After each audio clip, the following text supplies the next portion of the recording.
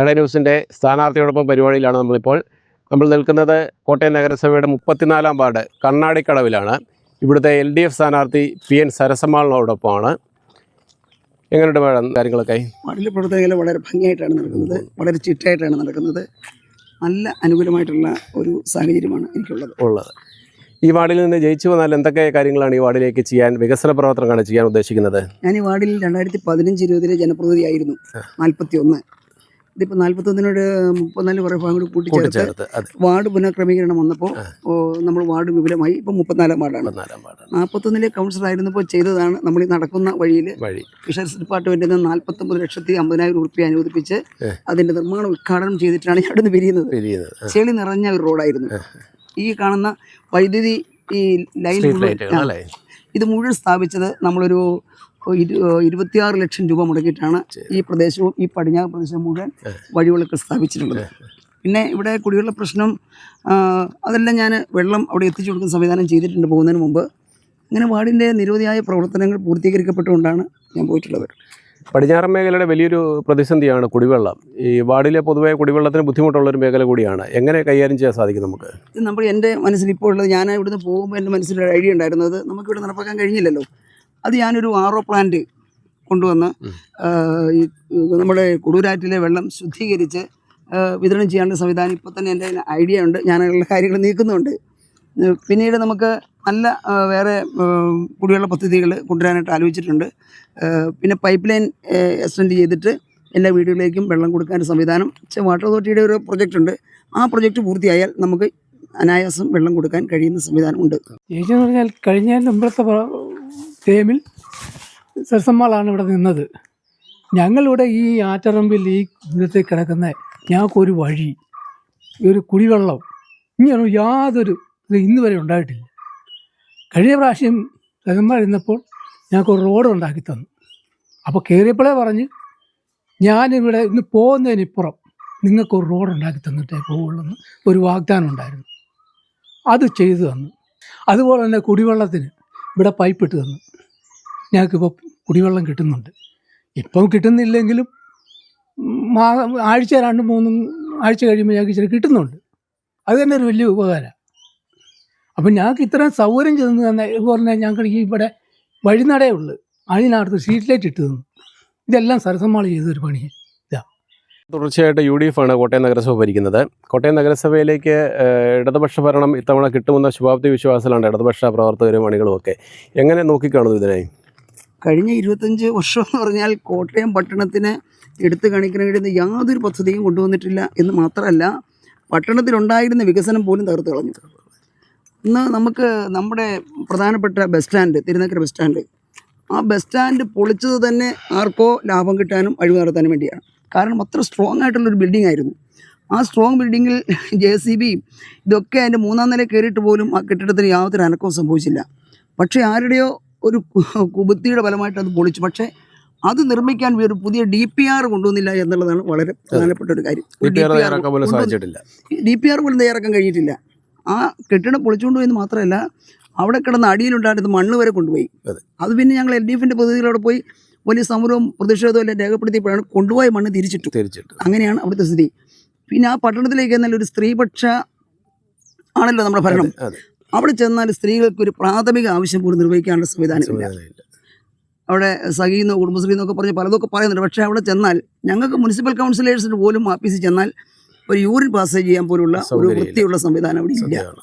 ഒന്ന് പിന്നെ നമ്മുടെ പട്ടണം എന്ന് പറഞ്ഞാൽ എന്താണ്, മലിനീകരണമായിട്ടുള്ളൊരു പട്ടണമാണ്. വേസ്റ്റ് നിർമ്മാർജ്ജനം ചെയ്യാനുള്ള സംവിധാനം ശാസ്ത്രീയമായി അത് കണ്ടിന്യൂ ചെയ്ത് പോകാൻ വേണ്ടി കഴിയുന്നില്ല. അത് വളരെ പ്രധാനപ്പെട്ട ഒരു പ്രശ്നമാണ്. നമുക്ക് നമ്മുടെ നാടിനടുത്ത് കോട്ടയം പട്ടണത്തിൻ്റെ നിലവിലുള്ള ട്രാഫിക് സംവിധാനം പോലും, റോഡുകളുടെ വികസനം പോലും നമുക്ക് നടത്താൻ കഴിഞ്ഞില്ല. അത് നടത്തി ഇടതുപക്ഷം വന്നാൽ നമ്മുടെ റോഡിൻ്റെ വികസനമാണെങ്കിലും നമ്മുടെ പട്ടണത്തിൽ എടുത്തു കാണിക്കാൻ കഴിയുന്ന പ്രധാനപ്പെട്ട കാര്യങ്ങളെല്ലാം നമുക്ക് ചെയ്യണം. മത്സ്യ മാർക്കറ്റ് ഉൾപ്പെടെ, പച്ചക്കറി മാർക്കറ്റ് ഉൾപ്പെടെ, സ്ലോട്ടർ ഹൗസ് ഉൾപ്പെടെയുള്ള കാര്യങ്ങളൊന്നും നന്നായിട്ട് നടക്കുന്നില്ല. അതിനെല്ലാം പണമുണ്ട്, പക്ഷെ അത് ചെയ്യുന്നില്ല. തുറക്കുന്നു പോലുമില്ല. ആദ്യം ഒരു മൃഗത്തിനെ കൊണ്ട് അവിടെ കയറ്റിയിട്ട് അതേപടി തിരിച്ചു വന്നു. അവിടെ മാംസവും കിട്ടിയില്ല, തുറക്കുന്നില്ല. അതെല്ലാം നമുക്ക് നിർമ്മാണം നടത്തണം. ഒത്തിരി കാര്യങ്ങൾ കോട്ടയം പട്ടണത്തിന് മുഖച്ഛായ തന്നെ നമുക്ക് മാറ്റിയെടുക്കണം. ആ തിരുനക്കര മൈതാനം പോലും നമുക്ക് വൃത്തിയായി സൂക്ഷിക്കാൻ വേണ്ടി കഴിയുന്നില്ല. ഇതാണ് അവസ്ഥ.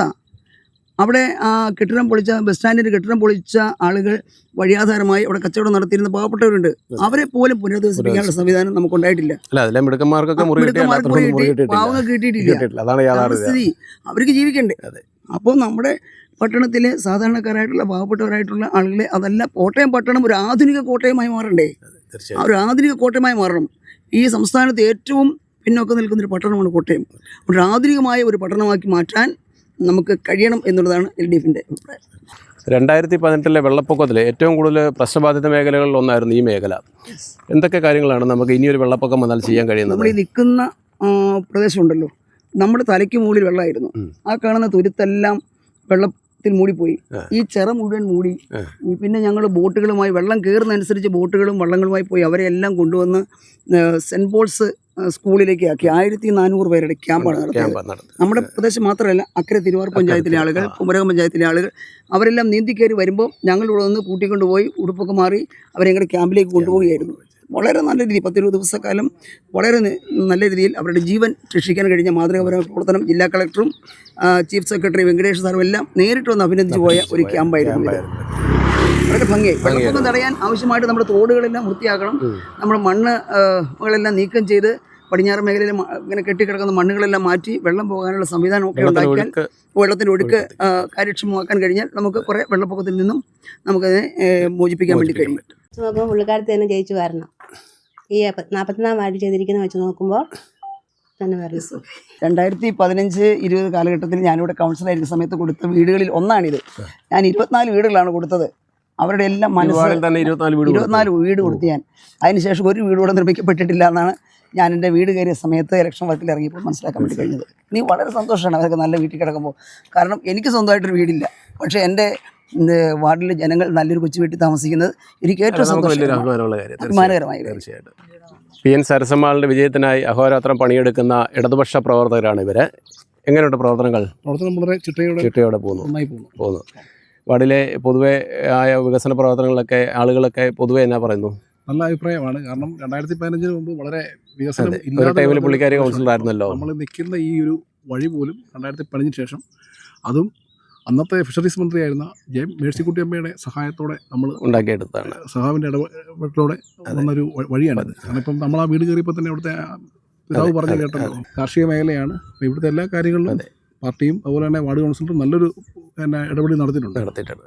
ഈ നമ്മുടെ സ്ഥാനാർത്ഥി നിർണയത്തിന് ശേഷം നമ്മുടെ സ്ഥാനാർത്ഥിയുടെ ഒപ്പം സഞ്ചരിച്ച സഹയാത്രി എന്നുള്ള നിലയ്ക്ക് എനിക്ക് പറയാനുള്ളതെന്ന് വെച്ചാൽ, ഇദ്ദേഹം നമ്മുടെ സ്ഥാനാർത്ഥി 2015 തൊട്ടിരുന്ന ആ കാലഘട്ടത്തിൽ ഇവിടെ നടന്നിട്ടുള്ള എല്ലാ വികസന പ്രവർത്തനങ്ങളുടെയും ഒരു ഫലം ഞാൻ ഈ യാത്രയിൽ ഞാൻ കണ്ടു. കാരണം അത്രയേറെ സന്തോഷത്തോടെയായിരുന്നു നമ്മുടെ സ്ഥാനാർത്ഥിയെ എല്ലാവരും സ്വീകരിച്ചതും കൊണ്ട് നടന്നതും. ഈ ഭരണം എന്നുള്ള നിലയ്ക്ക് തന്നെയായിരുന്നു എല്ലാവരും സംസാരിച്ചത്. എനിക്കത് വളരെ അഭിമാനത്തോടു കൂടിയാണ് ഈ നിമിഷം ഞാൻ ഇവിടെ ഈ ഇതിൽ പറയുന്നത്. ടീച്ചർ നല്ലൊരു പാട്ടുകാരി കൂടിയല്ലേ? നല്ലൊരു പാട്ടുകാരി എന്ന് പറഞ്ഞാൽ ഗാനഭൂഷണംകാരിയാണ്. ഗാനഭൂഷണം വാസന്തി അല്ലേ? എന്നാ രണ്ടുപേരും പാടിക്കൂ. എത്രയെത്ര മതിലുകൾ തകർത്തെറിഞ്ഞ കേരളം, എത്രയെത്ര കതിരുകൾ കുവിത്തെറിഞ്ഞ കേരളം, എത്രയെത്ര മതിലുകൾ തകർത്തെറിഞ്ഞ കേരളം, എത്രയെത്ര കതിരുകൾ കുവിത്തെറിഞ്ഞ കേരളം, രാജപാതയിൽ നടുങ്ങുന്ന വണ്ടി കണ്ടു നാം, പന്തി ഭോജനങ്ങളിൽ നടുങ്ങി നിന്ന നാളുകൾ, എത്രയെത്ര മതിലുകൾ തകർത്തെറിഞ്ഞ കേരളം, എത്രയെത്ര കതിരുകൾ കുവിത്തെറിഞ്ഞ കേരളം. ജില്ലാ പഞ്ചായത്തിൻ്റെ വൈസ് പ്രസിഡൻ്റ് ആയിരുന്നപ്പോൾ മുതൽ എനിക്ക് സരസമ്മാളിനെ നേരിട്ടറിയാം. അന്നു മുതൽ ഇന്ന് വരെയുള്ള സൗഹൃദം നിലനിർത്തി പോകുന്നു. കുടുംബശ്രീ ഈ നാട്ടകം പഞ്ചായത്തിൽ രൂപീകരിക്കാൻ ആളില്ലായിരുന്ന സമയത്ത് ഞങ്ങളെ എല്ലാവരെയും വിളിച്ചു കൂട്ടി കുടുംബശ്രീ രൂപീകരിക്കുകയും അതുപോലെ തന്നെ ആശ്രയ പദ്ധതി, ആ പദ്ധതി നടപ്പാക്കി ഓരോ വീടുകളിലും കേന്ദ്രീകരിച്ച് അവർക്ക് ഭക്ഷണ പദാർത്ഥങ്ങൾ, ആരോഗ്യ കിറ്റുകൾ, അത് പയറുപരിപ്പ് അങ്ങനെയുള്ള പല വചനങ്ങൾ വീട്ടിലെത്തിക്കുകയും ചെയ്യുന്നതിന് നേതൃത്വം നൽകിയ ഒരാൾ കൂടിയാണ്. ഈ പ്രാവശ്യം ഈ വാർഡിൽ നിൽക്കുന്ന LDF സ്ഥാനാർത്ഥി PN സരസമ്മാൾ ഈ വാർഡിൽ നിന്ന് ജയിക്കേണ്ടത് ഈ നാട്ടുകാരുടെ ഒരു ആവശ്യം കൂടിയാണ്. 2015-20 കാലഘട്ടത്തിൽ ഈ വാർഡിനെ പ്രതിനിധീകരിച്ച സഖാവ് സരസമ്മാൾ ആ സമയത്തുണ്ടായ നമ്മുടെ കേരളം തന്നെയല്ല രാജ്യം തന്നെ ഒരു വല്ലാത്ത പ്രതിസന്ധിയെ നേരിട്ട സമയമായിരുന്നു. 18-ലെ മഹാപ്രളയം, 20-ലെ കോവിഡ്. ഈ സമയങ്ങളിലെല്ലാം ഈ പ്രദേശത്തെ നാട്ടുകാരോടൊപ്പം അവർക്ക് വേണ്ടി എന്നും നിലകൊള്ളാൻ സഖാവ് സരസമ്മാളിന് സാധിച്ചു. അതുകൊണ്ട് തന്നെ ഈ നാട്ടിലെ ആൾക്കാർ വീണ്ടും സരസമ്മാളെ വിജയിപ്പിക്കുന്നതിനുള്ള രീതിയിലൊരു തീരുമാനത്തിലേക്കൂടി എത്തിച്ചേർന്നിരിക്കുകയാണ്. സരസമ്മാളെ സംബന്ധിച്ച് പറയുമ്പം 95-ൽ കോട്ടയം ജില്ലാ പഞ്ചായത്തിൻ്റെ മെമ്പറായിട്ട് ഇവിടുന്ന് ജയിച്ചതാണ്. പനച്ചിക്കാട്, നാട്ടകം, തിരുവാർപ്പ്, കുമരകം അടങ്ങുന്ന ഡിവിഷനിൽ നിന്ന് നല്ല വമ്പിച്ച ഭൂരിപക്ഷത്തിൽ ജയിച്ച് ജില്ലാ പഞ്ചായത്തിൽ വൈസ് പ്രസിഡൻ്റായിട്ട് മാറി. അതിനുശേഷം 2000-ൽ മുട്ടം വാർഡിൽ ഇപ്പോൾ അറിയപ്പെടുന്ന തുറമുഖം, ആ വാർഡിൽ നിന്ന് വിജയിച്ച് നാട്ടകത്തിൻ്റെ പഞ്ചായത്ത് പ്രസിഡൻ്റായിട്ടും മാറി. അതിനുശേഷം 2015 ഈ വാർഡിൽ നിന്ന് വീണ്ടും ജയിച്ചു. 2020-ൽ കാക്കൂർ മുത്തന്മാലി വാർഡിൽ നിന്ന് വിജയിച്ചു. ഇപ്പോൾ വീണ്ടും ഇവിടെ ജനവിധി തേടുന്നു. നേതൃത്വപരമായ ഒരു പങ്ക് വഹിക്കാനുള്ള കഴിവ് സരസമ്മാളിനുണ്ട്. അതുകൊണ്ട് തന്നെ ജില്ലാ പഞ്ചായത്തിലിരുന്ന സമയത്തും ഗ്രാമപഞ്ചായത്തിൻ്റെ പ്രസിഡൻ്റായിരുന്ന സമയത്തും ഈ പഞ്ചായത്തിലാകെ കൂടി എല്ലാ വികസന പ്രവർത്തനങ്ങൾക്കും നേതൃത്വം കൊടുക്കാൻ സാധിച്ചു.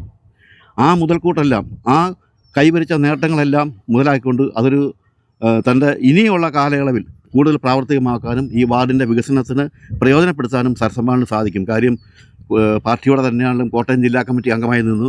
മകളാ അസോസിയേഷൻ്റെ കോട്ടയം ജില്ലാ സെക്രട്ടറി ആയിരുന്നു. യുവജന രംഗത്താണെങ്കിൽ തന്നെ DYFയുടെ കോട്ടയം ജില്ലാ പ്രസിഡൻ്റായിട്ട് നിന്ന് എണ്ണമറ്റ സമര പോരാട്ടങ്ങൾക്കെല്ലാം നേതൃത്വം കൊടുത്തുകൊണ്ട് പോരാടി വന്ന സരസമ്മാൾ എന്തുകൊണ്ടും ഈ വാർഡിൽ നിന്ന് വിജയിക്കേണ്ടതാണ്. ഈ വാർഡിലെ വികസന പ്രവർത്തനങ്ങൾക്ക് നേതൃത്വം കൊടുക്കാൻ സരസമ്മാളിനെ കൊണ്ടല്ലാതെ സാധിക്കുകയില്ല.